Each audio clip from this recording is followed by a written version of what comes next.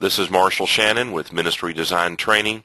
We're so glad you joined us today for our video training. Today we have as our special guest Ava Smith. And Ava is a leader and an entrepreneur in the upstate of South Carolina where I live.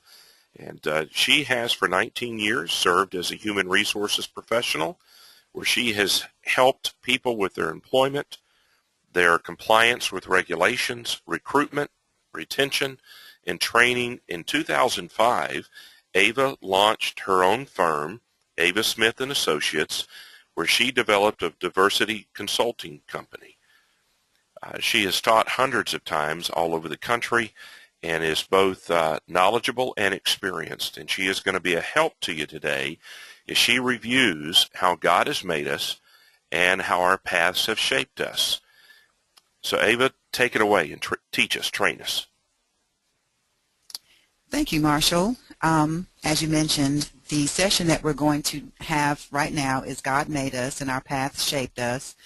And I found that that was the best title for what we're going to talk about, because when I'm dealing with ministries, what I find is that because we know that God made us, we so desperately want to feel that we should all be the same. And it's not necessarily the case.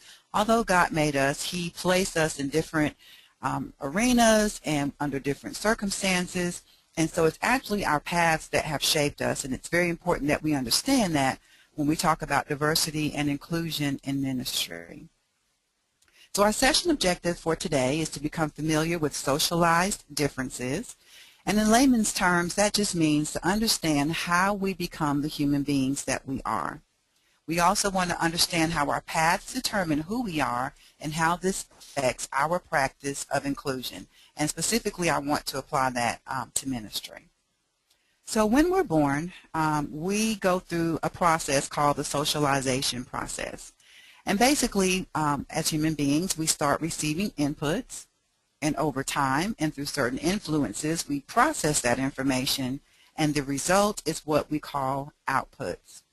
Inputs start from an early age. I'm going to start with that set of things that affect us in our early years. I would say that you would probably agree that our family is our immediate source of influence. I would say from the time we're born, we start receiving inputs, but now with technology, more and more expecting moms are putting the headphones on the bellies and giving their children influence before they even see the light of day. But certainly once we arrive here, we learn certain things from our parents. And this is where we also get little subtle notions like boys don't cry and girls don't sweat, they glow. As we enter into school, we start learning social norms, such as raise your hands before you speak, get permission to go to the restroom, you don't just get up and walk out of the classroom, that sort of thing. Once we start learning people in our neighborhood, our little world starts to grow as we meet the boy or girl next door or the person around the corner.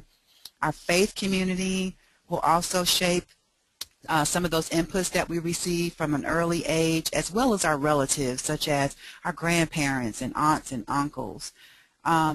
Again, these are things that we receive in our early years, and as you notice, I put faith community. I did not put churches, because again, I want to remind you that although you may end up with Christians in your ministry specifically, some people may have had a path that did not start out with Christianity being a part of their faith community.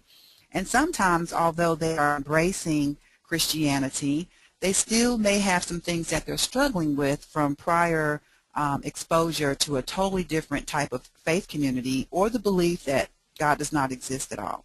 So again, these are things from the early years. These things, however, are still inputs, but they tend to be the inputs and influences that we are experiencing as older adults. We have the ability to pick and choose our friends as adults, but again, their mindsets, the things that you discuss, the things that you do to interact with each other can be inputs. You can decide whether or not you like your boss or your co-workers, but again, all of these are sources of influence. The media is a tricky one. I feel that the media can be an input that is very subtle, where we might get little drips of information that shape our minds and we don't even realize it, but then they can be very blatant with their message and give you inputs that can be, influence to how you think. So the results are, again, after we receive these influences, over time we process them and we have typical outputs. At the top of our list is our belief system. And one of the things that I emphasize when I do diversity training is that no training should ever be designed to talk anybody out of their beliefs. When you talk about diversity and inclusion, everybody's entitled to them, and it's without judgment. Now, as pastors and leaders, this can be very difficult in terms of even amongst your leadership team, as well as how you want to shape the mindsets of your members. Again, that's why we don't just stop at the phrase diversity. We also have the word inclusion, because your goal is to try to find a way to be a positive source of influence without making people feel that they have to totally abandon their beliefs, which can sometimes have a more negative impact in your ministry than positive. We also develop our value system. That is our moral compass, and it determines what we hold near and dear to us.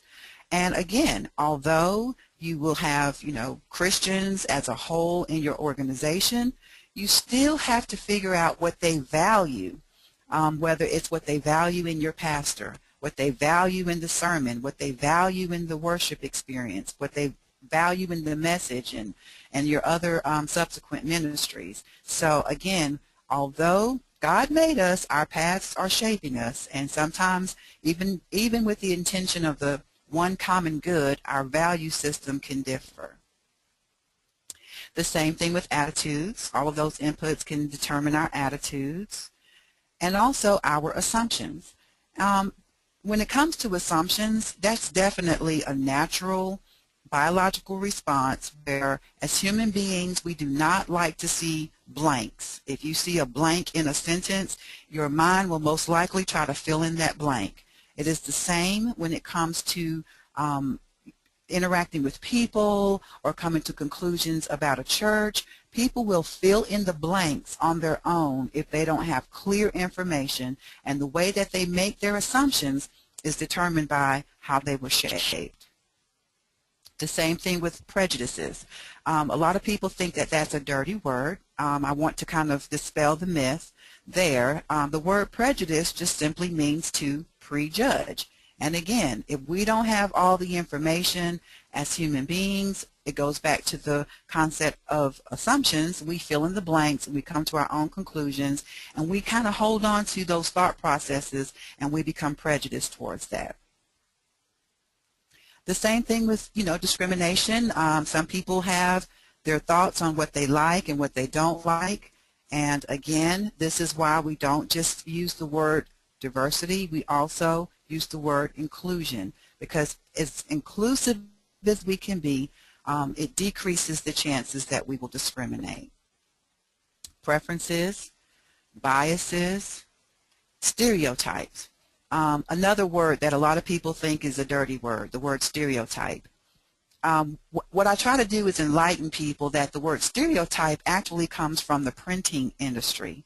And in the printing world, a stereotype is a metal plate with a set image that cannot change.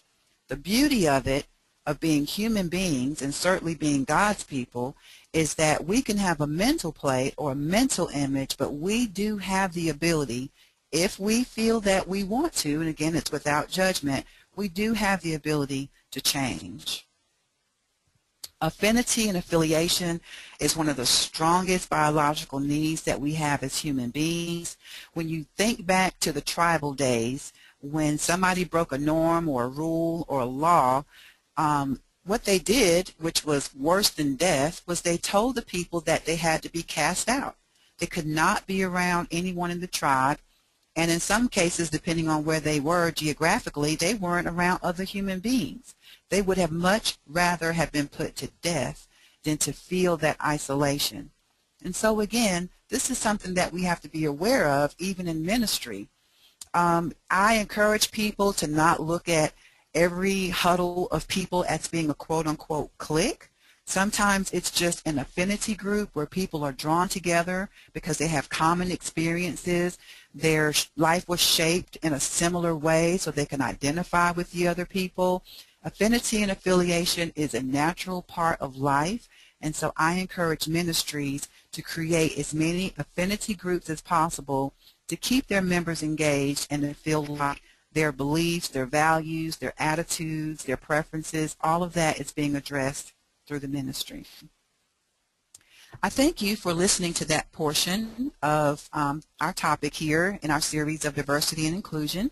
If you would like to have any more information or if you have questions, please forward your questions to Marshall, and if you want to reach out to me directly, here's my information. Thanks again for listening. Ava, thank you so much. I trust everyone will stay tuned for the next part of the training from Ava Smith.